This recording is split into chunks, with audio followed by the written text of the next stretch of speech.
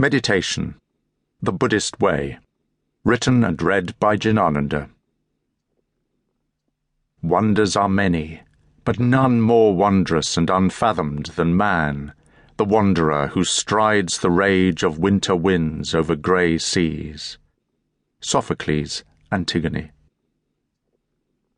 A curious assumption lies behind our pursuit of happiness.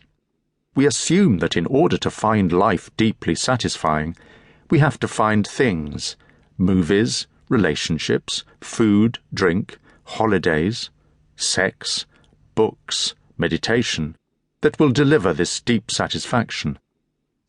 The conclusion we draw from this is that the more gratifying experiences we can fit into as short a time as possible, the happier we shall be. Indeed, we are prepared to go to a lot of trouble, even a lot of misery, to get our hands on as many of life's satisfying goods as we can. But if we look a little more closely at our pleasures, they consist in those activities, whether we call them work or play, to which we offer no resistance. Someone who is fully absorbed in watching a film, changing a nappy, or climbing a mountain is happy because she experiences no conflict. She doesn't feel boredom, resentment, shame, anxiety, greed. Her mind isn't somewhere else. Meditation is the practical application of this simple idea, that satisfaction, happiness, absorption is not the end product of some gratifying thing or experience, but a way of going about things. Happiness is something we bring to life, not something life delivers to us. This may sound like a nice idea, but it is a profoundly strange one. It suggests that we can develop the state of absorption we call happiness independently of whether or not we find ourselves in happy circumstances. And this is where meditation comes in. We can discover happiness as a resource for the service of the life around us, rather than devoting our life to the vain pursuit of some kind of problem-free happiness. The purpose of meditation is to take full possession of our experience of the heart's unutterable intervention in the world. It helps us to inhabit the real world, instead of semi-consciously inhabiting our own world inside the outside world and muddling up the two. It is only in the full presence of the inner world that the outer world can be fully present to us.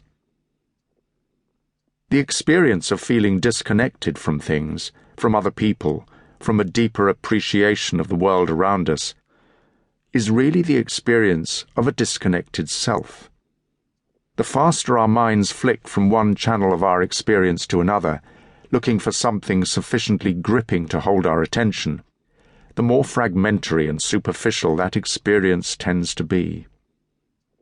This vampiric searching for nourishment from the life around us is essentially unconscious.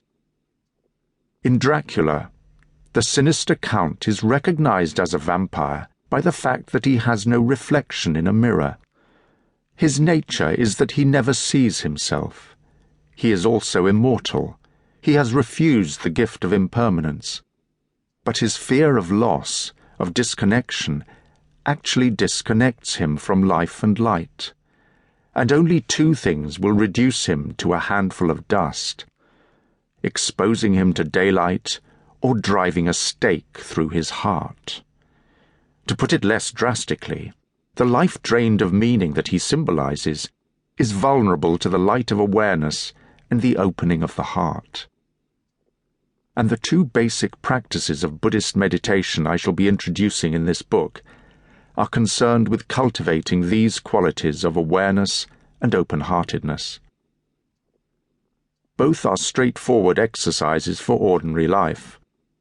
However, I have raised the image of Count Dracula in his life-or-death struggle with his old adversary, Dr. Van Helsing, in order to emphasize that meditation represents something quite uncompromising, a radical change of direction for the psyche. At the same time, this profound change of direction involves a patient acceptance, an openness, a great tenderness towards our own states of mind.